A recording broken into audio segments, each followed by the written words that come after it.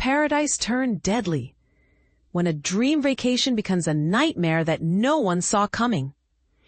Imagine stepping off a luxury cruise ship onto what's marketed as the key to paradise, only to witness tragedy unfold in what should have been the safest, most controlled environment possible. That's exactly what happened last Friday at Carnival's brand new Celebration Key Resort, where 2 American vacationers lost their lives in separate drowning incidents that occurred just hours apart. But here's where it gets controversial.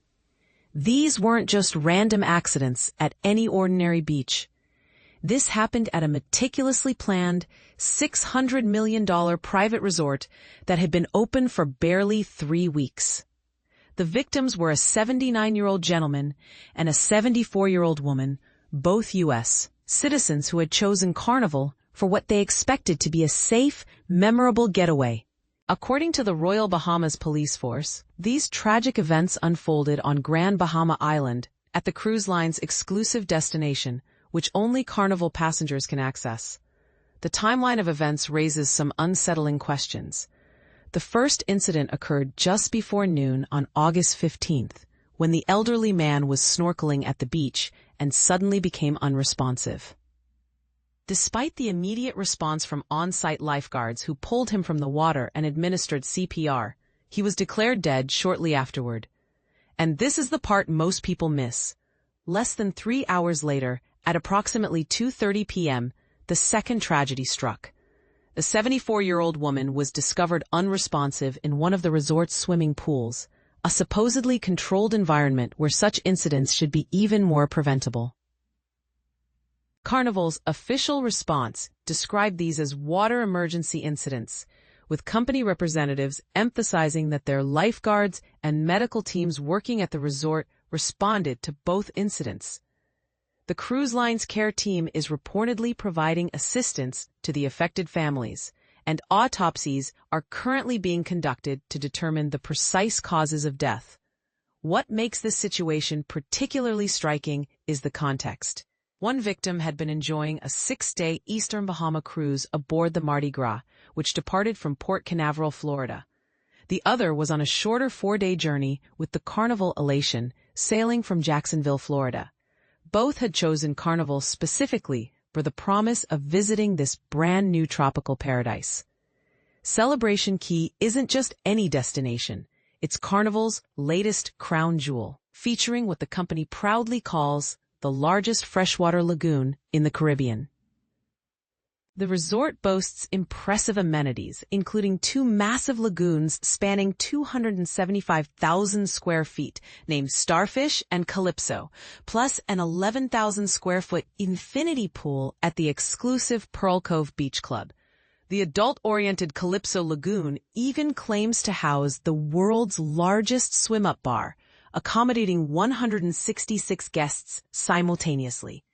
Beyond swimming, the resort offers paddleboarding, diverse dining experiences, and multiple bar options, all designed to create the ultimate worry-free vacation experience. When Carnival Cruise Line President Christine Duffy celebrated the resort's grand opening on July 19th, she described the $600 million investment as an extraordinary milestone. Her enthusiastic statement painted a picture of perfection. Celebration Key is more than just a beautiful place. It's a celebration of the Bahamian paradise our guests love, complemented by an impressive variety of incredible new experiences and offerings. We've built the ultimate beach day for our guests, whether they crave fun in the sun or relaxation under a palm tree. But here's what's really got people talking. How does a state-of-the-art resort with professional lifeguards, medical teams, and carefully designed facilities experience 2 fatal drowning incidents within hours of each other? Is this simply a tragic coincidence? Or does it point to potential oversight issues that new destinations might face during their initial operational period? The resort's infrastructure certainly seems comprehensive. There's even a dedicated pier designed to accommodate 2 large cruise ships simultaneously, with expansion plans already in the works for additional vessels. Every detail appears to have been meticulously planned and executed. Yet these incidents raise uncomfortable questions about whether even the most luxurious, well-staffed private resorts can guarantee the safety that families expect when they book their dream vacations. Some industry observers are quietly wondering if the pressure to open on schedule might have led to overlooking crucial safety protocols, or if staff training was as thorough as it should have been. What do you think? Is it fair to question Carnival's safety procedures based on these incidents? Or are we looking at an unfortunate but unavoidable tragedy that could happen anywhere? Should cruise lines face stricter safety requirements when opening new private destinations, especially given the vulnerable demographics of many cruise passengers?